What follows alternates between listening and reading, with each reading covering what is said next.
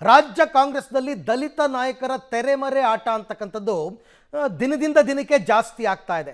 ಒಂದಲ್ಲ ಒಂದು ರೀತಿಯಲ್ಲಿ ಹೈಕಮಾಂಡ್ ಮೇಲೆ ಒತ್ತಡ ಹೇರಿ ಒಂದು ಸಮಾವೇಶವನ್ನು ಮಾಡಬೇಕು ಅಂತಕ್ಕಂಥದ್ದು ಒಂದು ಹಠ. ಅದಕ್ಕೋಸ್ಕರ ಪರಮೇಶ್ವರ್, ರಾಜಣ್ಣ, ಸತೀಶ್ ಜಾರಕಿಹೊಳಿ, ಮಹದೇವಪ್ಪ ಬಹಳ ಪ್ರಯತ್ನ ಪಡ್ತಾ ಇದ್ದಾರೆ. ಈಗ ಏಪ್ರಿಲ್ ಮೇನಲ್ಲಿ ಶೋಷಿತರ ಹೆಸರಿನಲ್ಲಿ ಒಂದು ಸಮಾವೇಶಕ್ಕೆ ಪ್ಲಾನ್ ಮಾಡಿದ್ದಾರೆ.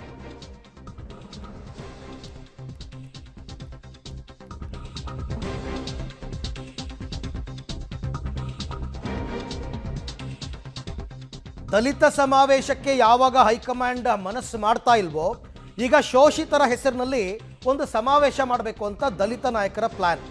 ಈಗ ಹೈಕಮಾಂಡ್ ಮುಂದೆ ಪ್ರಸ್ತಾಪವನ್ನು ಇಟ್ಟಿದ್ದಾರೆ ಸಚಿವ KN ರಾಜಣ್ಣ ಅವರು. ಈ ಬಗ್ಗೆ ಇನ್ನೂ ಅಂತಿಮ ನಿರ್ಣಯಕ್ಕೆ ಬಂದಿಲ್ಲ ಹೈಕಮಾಂಡ್.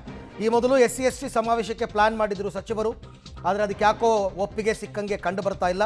ಹಾಗಾಗಿ ಶೋಷಿತರ ಹೆಸರಿನಲ್ಲಿ ಹಿಂದುಳಿದ ವರ್ಗಗಳ ಕ್ರೋಢೀಕರಣಕ್ಕೆ ಈಗ ಚಿಂತನೆಯನ್ನು ನಡೆಸ್ತಾ ಇದ್ದಾರೆ. ಇದಕ್ಕೋಸ್ಕರ ಸತೀಶ್ ಜಾರಕಿಹೊಳಿ ಅವರು ದೆಹಲಿಗೆ ಹೋದರು, KN ರಾಜಣ್ಣ ಅವರು ದೆಹಲಿಗೆ ಹೋಗಿ ಮಲ್ಲಿಕಾರ್ಜುನ್ ಖರ್ಗೆ ಅವ್ರನ್ನ ಭೇಟಿಯಾದರು, ಪರಮೇಶ್ವರ್ ಕೂಡ ಹೋದರು. ಖರ್ಗೆ ಅವರೇನೋ ಒಂದು 15 ದಿನ ಟೈಮ್ ಕೊಡಿ, ನಾನು ಯೋಚನೆ ಮಾಡಿ ಹೇಳ್ತೀನಿ ಅಂತಲೂ ಕೂಡ ಹೇಳಿದ್ರಂತೆ. ಒಂದು ವೇಳೆ SC/ST ಸಮಾವೇಶಕ್ಕೆ ಅನುಮತಿ ಸಿಗಲಿಲ್ಲ ಅಂದರೆ ಶೋಷಿತರ ವರ್ಗದ ಅಥವಾ ಶೋಷಿತರ ಸಮಾವೇಶ ಅಂತ ಒಂದು ಮಾಡೋಣ. ಈ ಹಿಂದೆ ಒಂದು ಸರ್ತಿ ಸಮಾವೇಶ ಆಗಿತ್ತು ಈ ಶೋಷಿತರ ವರ್ಗದ ಹೆಸರಿನಲ್ಲಿ, ನಾವು ಮಾಡೇ ಇಲ್ಲ, ಅವರೇ ಪ್ಲ್ಯಾನ್ ಮಾಡಿದ್ರು. ಅಂದರೆ ಶೋಷಿತರ ವರ್ಗದವರು ಕೆಲವು ಸಂಘಟನೆಯವರು ಪ್ಲ್ಯಾನ್ ಮಾಡಿದ್ರು ಅಂತ ಸಿದ್ದರಾಮಯ್ಯನವರು ಒಂದು ಉತ್ತರವನ್ನು ಕೊಟ್ಟಿದ್ದರು ಆ ಸಂದರ್ಭದಲ್ಲಿ. ಈಗ ಮತ್ತೊಮ್ಮೆ ಹಿಂದುಳಿದ ವರ್ಗಗಳ ಕ್ರೋಢೀಕರಣಕ್ಕೋಸ್ಕರ ಶೋಷಿತರ ಹೆಸರಿನಲ್ಲಿ ಒಂದು ಸಮಾವೇಶ ಮಾಡೋಣ, ಅದರಲ್ಲೂ ಹಳೆ ಮೈಸೂರು ಭಾಗದಲ್ಲೇ ಮಾಡೋಣ ಅಂತ ಏನೋ ಪ್ಲ್ಯಾನ್ ಇದೆಯಂತೆ, ಗೊತ್ತಿಲ್ಲ ನನಗೆ. ಒಟ್ಟು ಆ ಥರ ಏನೋ ಇದೆ, ಒಂದಷ್ಟು ಲೆಕ್ಕಾಚಾರಗಳಿದೆ. ಮೇಲಿಂದ ಮೇಲೆ ರಾಜ್ಯ ನಾಯಕರು ಡೆಲ್ಲಿಗೆ ಹೋಗ್ತಾ ಇದ್ದಾರೆ, ಅಲ್ಲಿ ಹೈಕಮಾಂಡ್ ಮೇಲೆ ಒತ್ತಡವನ್ನು ಹಾಕ್ತಾ ಇದ್ದಾರೆ.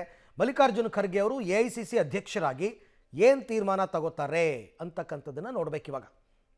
ಯಾಕೆಂದರೆ ಆ ಥರದ್ದು ಕಾರ್ಯಕ್ರಮಕ್ಕೆ ಒಪ್ಪಿಗೆ ಕೊಟ್ಟರೆ AICC ಅಧ್ಯಕ್ಷರಿಗೂ ಆಹ್ವಾನ ಹೋಗುತ್ತೆ, ರಾಹುಲ್ ಗಾಂಧಿಗೂ ಹೋಗುತ್ತೆ, ಅವರು ಬರಬೇಕಾಗತ್ತೆ. ಸೊ ಎಲ್ಲ ನೋಡಿ ಆಮೇಲೆ ಒಂದು ತೀರ್ಮಾನಕ್ಕೆ ಬರ್ತಾರೆ ಅನಿಸುತ್ತೆ.